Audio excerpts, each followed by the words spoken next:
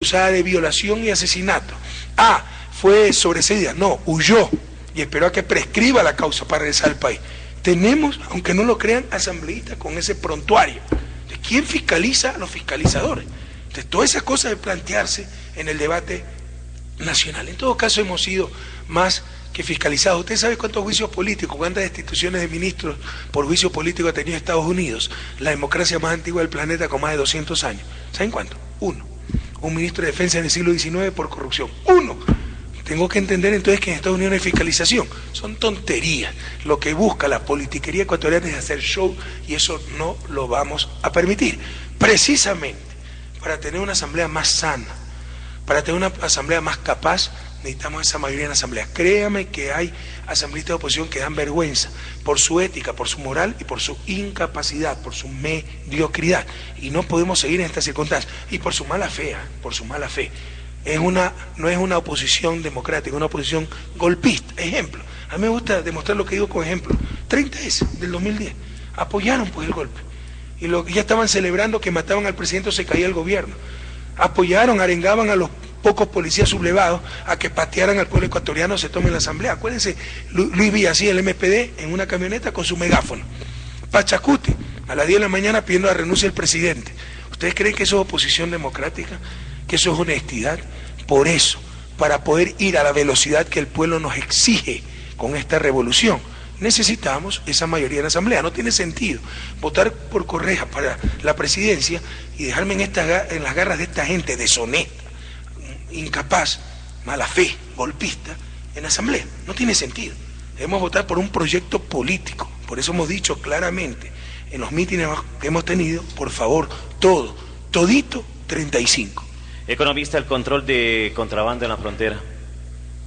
Mire, el contrabando es un problema menor en cuanto a impacto fiscal. Ahí está lo que le decía hace un momento, el análisis financiero. ¿Cuánto será? Hemos calculado que serán unos 5 o 6 millones anuales. Eso no es nada para la producción del país, para lo del presupuesto. El problema es que se desafía el Estado de Derecho, y eso sí es grave. Eso no se mide por cuánto ingresa, cuánto sale en dólares, ¿no? El irrespeto a la ley, al Estado de Derecho. Entonces no podemos permitir esas actividades ilícitas por ese principio de autoridad, por ese Estado de Derecho. Uno de los más graves problemas del país es que aquí nadie ha respetado la ley. Les he puesto un ejemplo. Siempre los paros de educación y salud han sido inconstitucionales. ¿Cómo se los hacía y cómo se los permitía? Porque todo el mundo hacía tabla rasa de la Constitución. Ahora que se cumple la Constitución, soy el dictador, porque no puede hacer lo que le da la gana. Eso nos ha hecho demasiado daño. Es uno de los mayores problemas, no de Ecuador, de América Latina, el irrespeto a la ley. El problema económico, pequeñito, financiero. El problema es de principios. Nadie puede burlarse de la ley. Por eso seguiremos combatiendo ese contrabando. ¿Pero existirán tal vez algún tipo de incentivos para que esta gente tenga algún tipo de trabajo? Bueno, lo hay, pero por favor, no tratemos de justificar una actividad ilícita que perjudica a todos los ecuatorianos por falta de trabajo, etc. Y como le mencioné hace un momento, eso es responsabilidad también del gobierno provincial, que presenta alternativas. Pero no podemos decir, como supuestamente no hay trabajo, contrabandeen gas, contrabandeen gasolina. Por favor, no podemos tener esos argumentos. No hay justificación para irrespetar la ley. Economista, tengo, si nos permite, un mensaje que viene desde la ciudad de Bolívar. Allí dice: actualmente tiene un sistema de alcantarillado conformado por una red de túneles en Cangagua desde más de 50 años. Ya existen los estudios para un nuevo sistema, costo aproximado $2 millones. Es una obra prioritaria y emergente para la ciudad de Bolívar, para que sea considerada en los planes de trabajo. Los planes de trabajo del municipio, porque eso le corresponde al municipio.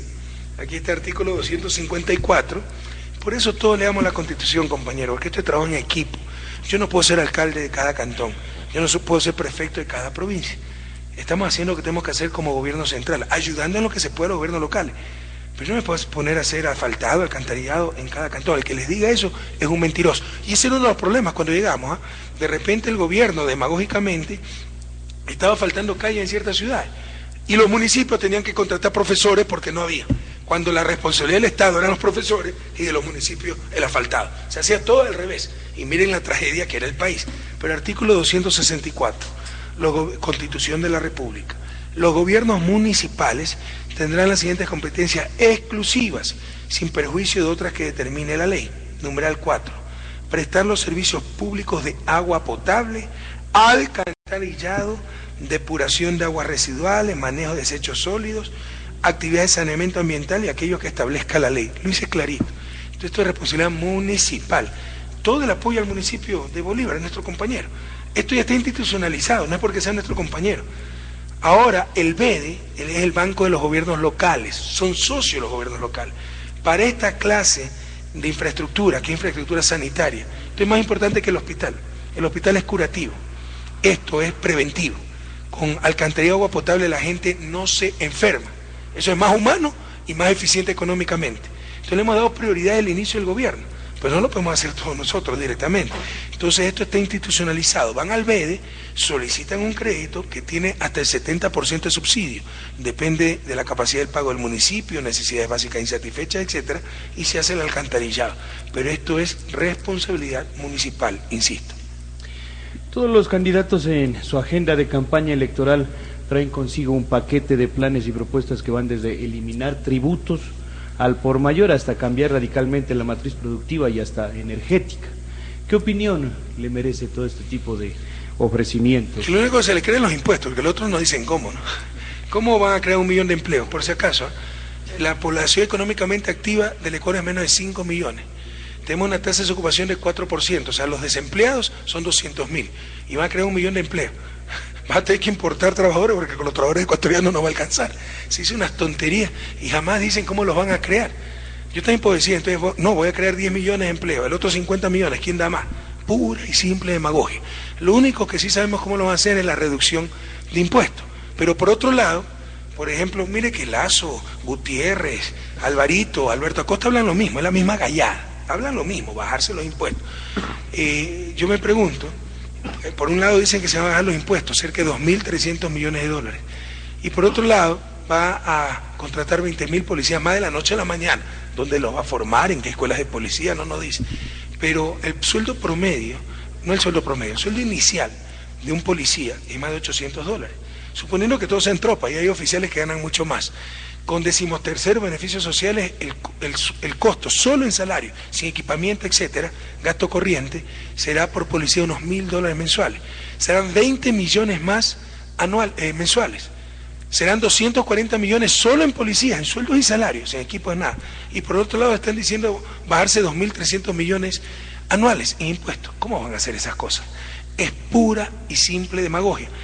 Nos acaban de decir de Bolívar que necesitan alcantarillado, que el alcantarillado en Cangagua tiene más de 50 años de antigüedad, va a colapsar.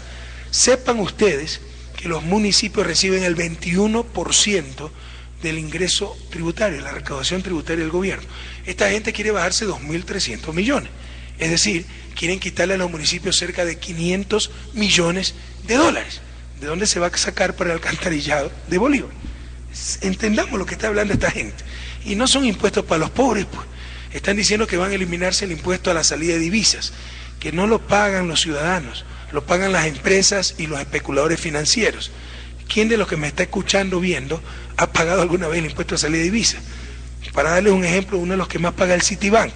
A esa gente, a esos pobrecitos, a esos indigentes que quieren ahorrarle platita.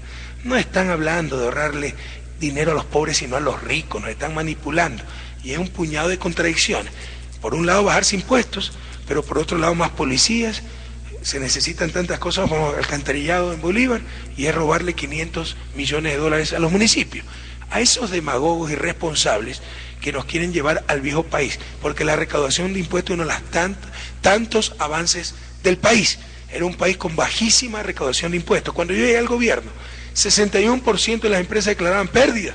O sea, estos señores pobrecitos trabajan a pérdida para no pagar impuestos. Ahora solo nos declaran 20% pérdida. ¿Se imagina cómo se ha reducido la evasión? Y quieren volver al viejo país. Compañeros carchenses, ecuatorianos, no nos dejemos engañar a estos agentes del pasado, a esta gente que nos quiere hacer retroceder, que nos quiere hacer perder todo lo ganado. Ni un solo voto, toditito 35. Son las 7 de la mañana, 33 minutos. Agradecemos la presencia del señor economista Rafael Correa, candidato a la presidencia de la República. Su mensaje a los ciudadanos de la provincia del Carchi. Bueno, ustedes han mencionado las contradicciones de esta gente. Aquí hemos recibido llamadas, Twitter, mensajes de las necesidades que existen. Y por otro lado nos dicen menos impuestos para los ricos, menos gastos públicos, como que si ya todo el mundo aquí está en Qatar, le sobra plata, todo el mundo tiene alcantarillado, agua potable, colegios cerca, universidades, UPCs, etcétera. ¿Cuánto falta todavía? Se ha avanzado muchísimo, pero ¿cuánto falta por hacer? Así que a no perder todo lo ganado, pueblo del Carchi, pueblo del Ecuador, y a continuar radicalizando esta revolución de justicia y bienestar, de servicios públicos, a no caer en las manos de los que siempre nos han engañado y nos quieren volver al pasado. Ustedes lo han dicho, cualquier persona honesta reconoce lo que se ha avanzado, porque hay gente que quiere cambiar y volver al viejo país, porque perdieron sus privilegios, porque ellos no nos pueden parar la educación, la salud, porque ellos no manejan el ministro de Economía para salvataje bancario, porque ellos no manejan el SRI para permitir la evasión de impuestos. No permitamos que nos vuelvan al pasado y no votemos solo por una persona, sino por un proyecto político. Ese proyecto político no soy yo, no es Rafael Correa, mañana puede ser que uno esté aquí, pero la revolución ciudadana debe continuar, este cambio histórico de la patria. Ese proyecto político es la revolución ciudadana, representado por Alianza País Lista 35. Así que, compañeros del alma, por favor, este 17 de febrero, con absoluta convicción, desde tempranito, con infinito amor, para tener patria para siempre, todo, todito 35. Agradecemos una vez más su presencia y gracias también a la presencia de los compañeros Patricio Cabezas de Radio Fantástica, Giovanni Muñoz de Radio América, también gracias a los enlaces de Ondas Carchenses, la FM Estéreo, Radio Tulcán FM, Radio Tropicana, Radio Frontera. Gracias una vez más y nosotros continuaremos con nuestro servicio informativo. Son las 7 de la mañana con 36 minutos.